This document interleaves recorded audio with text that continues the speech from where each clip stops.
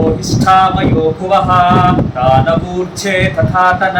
महेरणाय चक्षसे यो वः शिवतमोरसस्तस्य भाजयते हनः उषतीरिव मातरः तस्मा अरङ्गमामवः यस्य क्षयाय जिन्वद आपो जनयथाचनः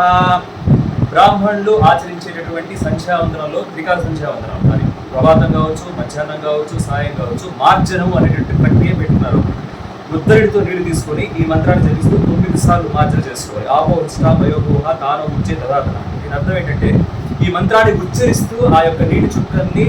తలపై చిలకరిస్తూ ఉండడం వల్ల మనలో ఉన్నటువంటి షట్చక్రాలు చైతన్యం అవుతాయని, మన షట్చక్రాల్లో కూడా ప్రకృతిలో ఉన్నటువంటి ప్రాణశక్తి ఆవరించి మనిషిని చైతన్యపరుస్తుందని, సూర్యోదయానికి ముందు సూర్యుడు మిట్టవచ్చానంగా ఆకాశంలో నడినెత్తి ఉన్నప్పుడు, సూర్యాస్తమయప్పుడు, తొలి సంఖ్య, మలి సంఖ్య, మధ్యలో సూర్య భగవాన్ ఉన్నప్పుడు ఈ 3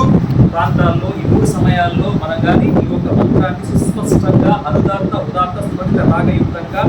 నటిస్తూ ఈ యొక్క మార్జనం చేస్తే ఖచ్చితంగా 12 సంవత్సరాల పాటు ప్రాణాయామాలను చేసి యోగులు ఏ విధంగా అయితే సమాధి స్థితిని వాళ్ళు సంతరించుకుంటారో ప్రతిరోజు ప్రభాత సమయంలో కానీ, మధ్యాహ్న సమయంలో కానీ, సాయం సమయంలో కానీ ఈ